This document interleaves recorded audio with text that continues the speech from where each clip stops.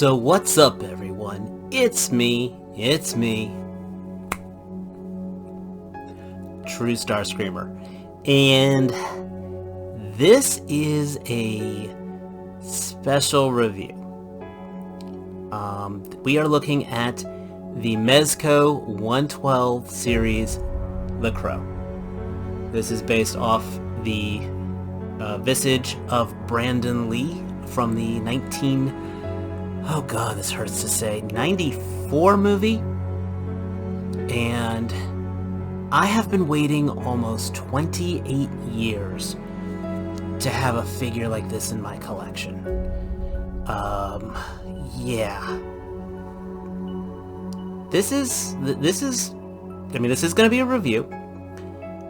And I'm going to try not to be too biased to it. I did actually take a day or so to mess with this guy, so this is not my full initial impression, first impression on this one. There are some, believe it or not, and it was painful for me to say, there are some flaws in this figure. This is not a flawless figure by far.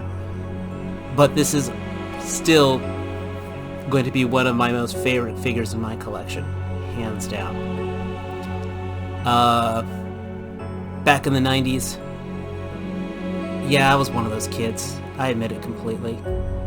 And the movie of The Crow was very, it had an impact with me.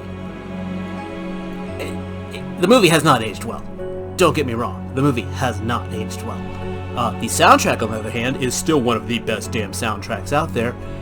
And I was almost tempted to say no music and just put the Crow soundtrack on in the background while I did this. But, and I reread the comic, actually, right before doing this review. Ooh, boy. I remember why I enjoyed it, and yeah, 14-year-old Dave really did enjoy it very much. Heck, 16-year-old Dave really enjoyed it. 44-year-old Dave, yeah. Anyway, it hasn't aged that well, but the concepts are still good. The art is absolutely fantastic. If you've never read it, I always do recommend it. And the movie, it's always definitely worth a watch. If anything, just because it's one of Brandon Lee's last, it was his last film. But this figure, on the other hand, yeah, I am so thrilled to have this. I mean, this is your basic Mezco 112 fare. So there's a whole lot of accessories. The box is gorgeous. I'm not going to get into it. He does have his display stand. It's got a good claw. If you've seen a Mezco review, you know what you're getting into. But we definitely want to talk about some of the materials, some of the decisions, both good and bad, they made with this. So yeah. First of all, just the initial look on him. The faux vinyl pants and the pleather jacket, of course, are fantastic Mezco materials. The stitchings are very tight on this, which is great. Cosmetically, I absolutely love it. This is not the original head he came with, but this is absolutely my favorite of them all.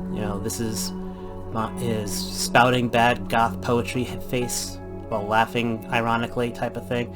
I mean, seriously, the script is absolutely painful years later to watch, but when you're a moody teenager, it was great. Oh gosh, what else to talk about here? I mentioned the wrappings on him are all... This cording is... this is what Mezco does best. And of course, they have the best wired trench coats on the market today. So I can have it flowing out there. Even the belt loops are wired. The shirt, it's got some of the tears into there from the bullet holes and him pulling himself out of the grave.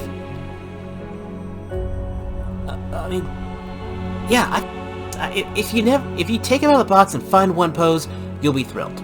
Okay? But of course, he's got more accessories than he has any right to have, and they're all absolutely awesome. Articulation, I've got him in the jacket. We'll go over a little bit more of it when I take the jacket off, but once again, your standard Mezco fare. And because of the cloth goods, I'm not, I want to be ginger with him. He's got a decent ab crunch, got a waist swivel. The knees are double jointed, I can feel it within the pants. I haven't actually taken the jacket off, but I want to say these arms are double jointed, but we'll know when I take off the jacket. The boots. This is, I'd probably say, the weakest part of it all. I know it's weird to say, but there is it's hardly any ankle rocker because of the high top boots. I totally get it. I get exactly why they're doing it. I mean, when you have them in a regular stance, they look great, but you can't have them do wide stances because of the boot tops. He has no ankle, almost no ankle pivot whatsoever, and hardly any ankle rocking. So yeah, that's probably, as an goes, his weakest point. And you know, ankle pivot's a big deal when you're trying to do dynamic poses. Let's talk about some of his accessories. I've already mentioned this gorgeous face sculpt. I want to pop it off here.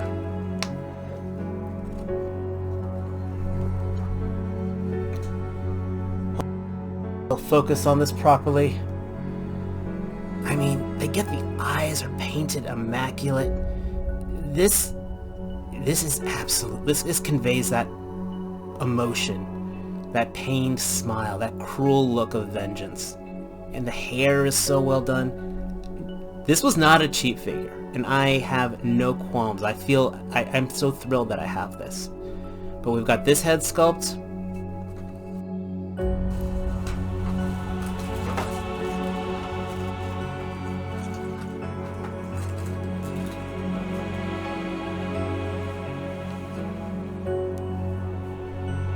We have the stoic expression.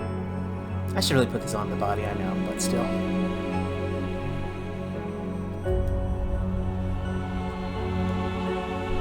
The angry, pained expression, you know, right before he was about to execute swift vengeance on somebody.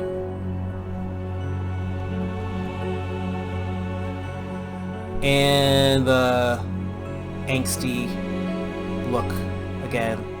Like, this is what he'd be saying when spouting some line, you know, "Mother is God," from the words of a child, type of thing. But they all look great on him. I mean, if he came with only 2 of these, I'd be thrilled. But again, my favorite is the Psycho Smile one, personally. Second is probably the angry look. I mean, just how the hair tasseled on here. This is actually probably my least favorite, and then finally just the stoic one. So, 1, 2, 3, 4. And all his hair looks like he's been running in the rain, but don't worry, because it won't rain all the time. So here he is out of his trench coat, and I really don't know which look I like better. I really don't. I mean, this is, of course, towards the end of the movie. Actually, you know what? Let's just go ahead and change those hands.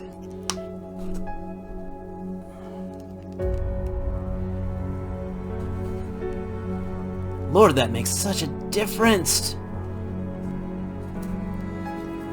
This is why I love Mezco figures. I didn't get it at first, but this is why I love them.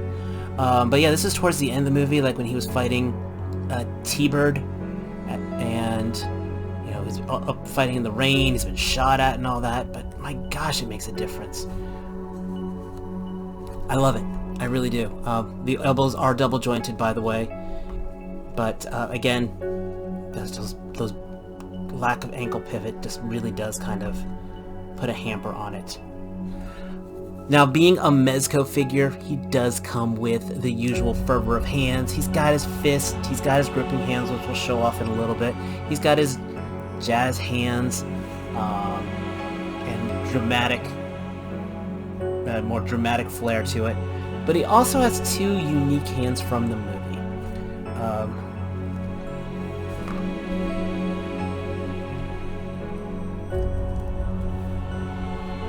One, we got the pointing hand, so he can be much more poignant, point outward, talk about what horrible things you did. And his other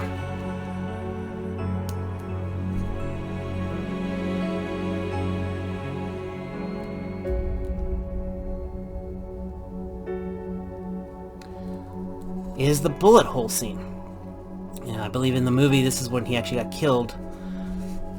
In real life, Brandon Lee got killed, was filming this part, but it does have the bullet hole in there. And yeah, you got the blood on both sides here. God, this is, I mean, it just looks, he just looked angry, like, you shot me.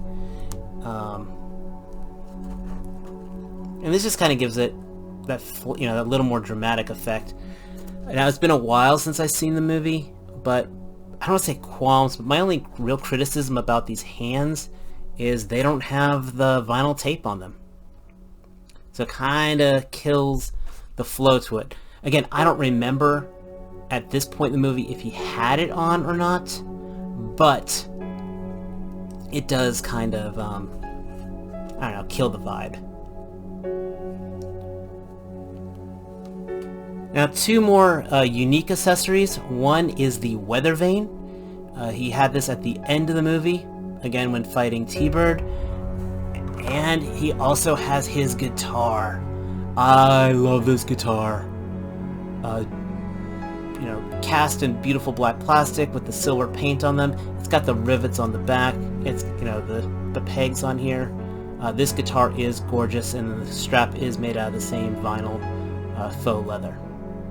Also, I didn't think I mentioned he did come with the tragedy mask, which I thought that was a nice add-on. I don't think that was needed, but I thought it was a really nice touch. And yeah, man, he does look over melodramatic here with this. He also has a shotgun, which does have a full pump action to it.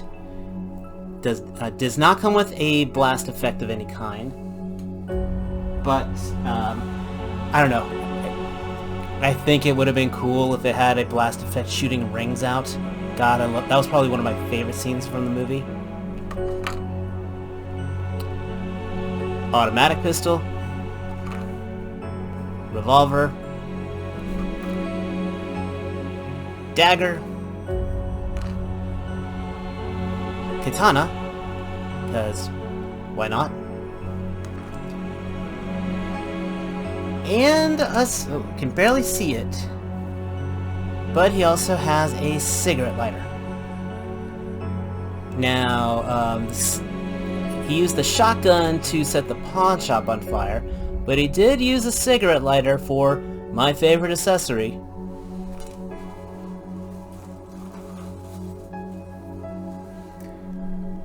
To set the crow symbol on fire. And I think this looks absolutely gorgeous. I cannot wait to use this in photography. And it is a good size too. I mean, I thought this was going to be smaller, but I mean, look at that right there. There's a lot of neat ways I think I could use this with photography. Finally, he does come with not just a stationary crow, but he has a flying crow as well. This has little peg holes in the back for the wire stand, so if you want to have them flying on there. I've never been a fan of that from Mezco personally, but they've got it, which is kind of neat. And we get Gabriel the kitty.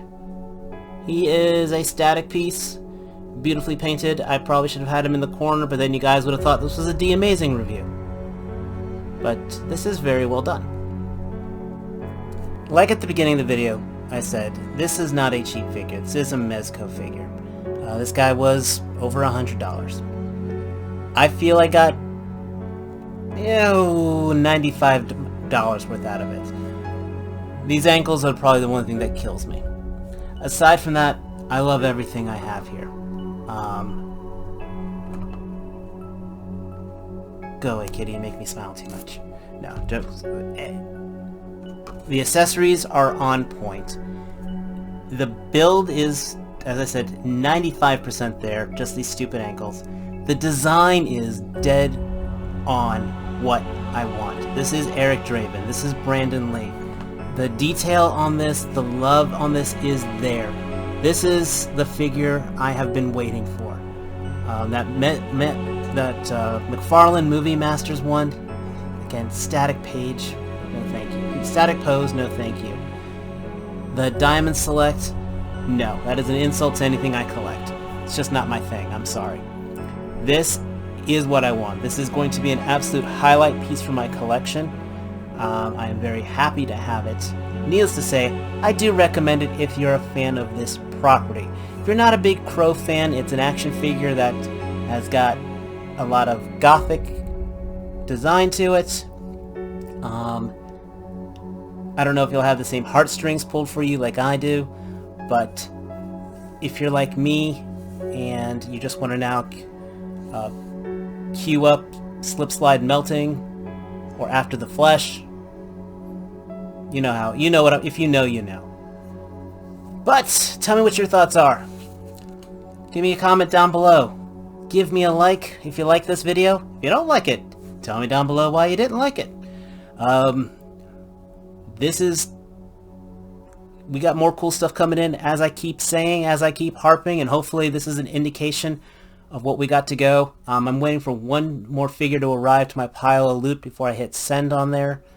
And I swear, I promise, I'm going to get that comparison video up between the Cobra Officer and the Garrison Cavalry.